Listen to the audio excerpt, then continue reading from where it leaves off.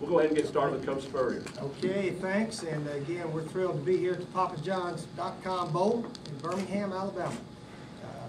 I've been fortunate to coach a bunch of games at Legion Field, but obviously it's the first for our players. I don't know if South Carolina's ever competed here before, maybe way back. But anyway, we're excited to be here, and I'm sure UConn feels the same way. And we congratulate UConn on a successful season. They could have done a little better in some close games maybe, but for those guys to go 7-5 with the adversity that hit them in the middle of the season was something special for them to come back the way they did. So we admire and respect UConn, Coach Etzel, and their entire team. We have two of our captains here, two of our senior captains. Our other two captains are juniors, so hopefully next year we'll bring them at the press conference. Hopefully we'll be in a bowl game somewhere. But most of you know Eric Norwood set the school record for sacks and tackles behind the line of scrimmage this past year. First team All-American AP, and Walter Camp, also first team. So he's had a sensational career with us. Mo Brown has started on and off, I think, about all 4 years, and one of our senior captains this year. He's had an outstanding season at wide receiver. So we're thrilled to be here, and hopefully we'll play our best game of the year. And I'm sure UConn is ready to play their best also. Take some questions.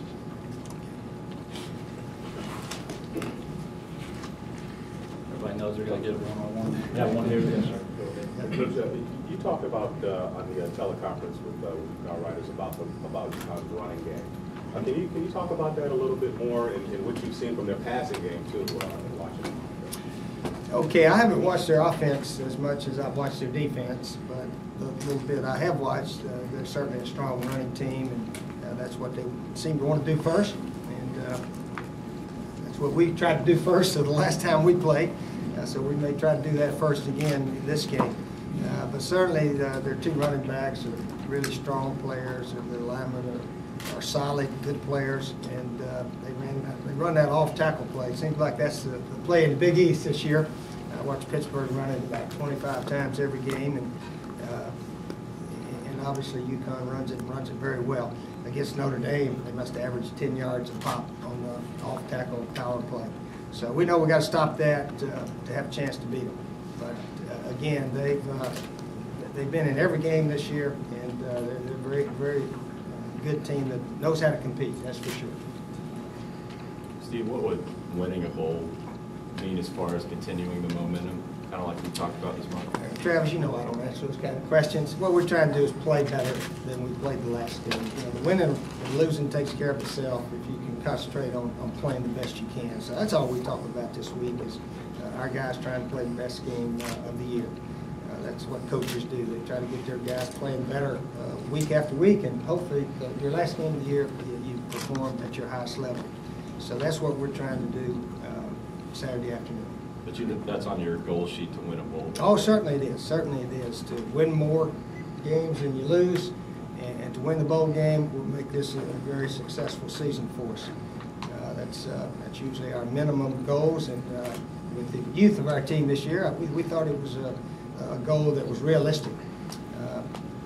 UConn guys may not know we were underdogs actually 8 of 12 games and won 7 of them, so that's a pretty good effort by our team.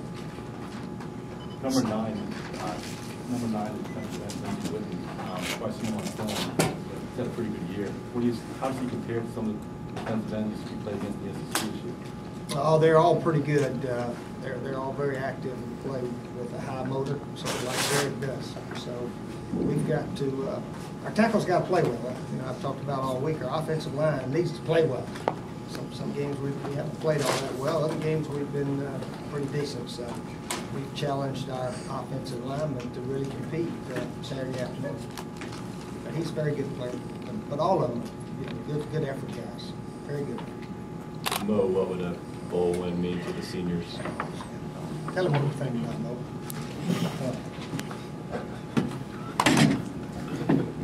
Coming this season, you know, we always talk about finishing.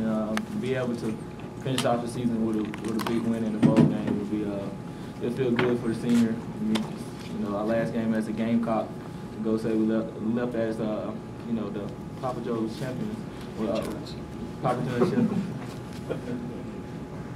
said Papa Joe's. My excuse, Papa Joe. Champions, you know, they'll be tremendous for us. And, you know, looking forward to playing the game. UConn's a good team, and looking forward to compete. There you go. Other questions?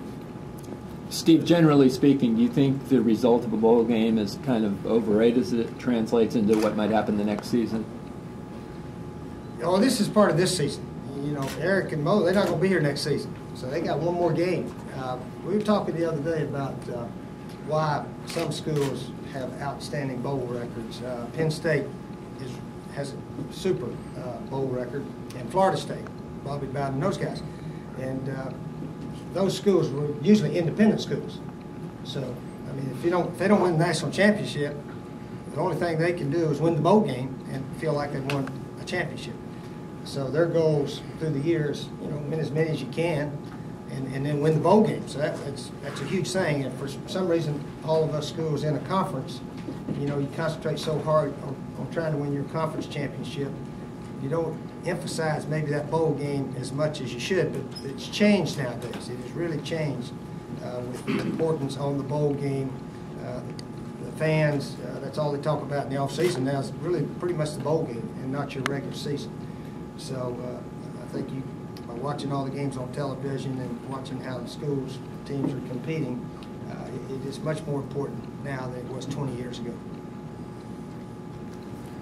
Steve, you mentioned you looked quite a bit at the contest meeting and defense overall. Excuse me, the past teams. The team's been pretty strong for the past couple of years, but they've had obviously the situation this year. What makes this a less strong passing defense this year? Oh, I don't have the answers for that. I know they'll be ready to play us, and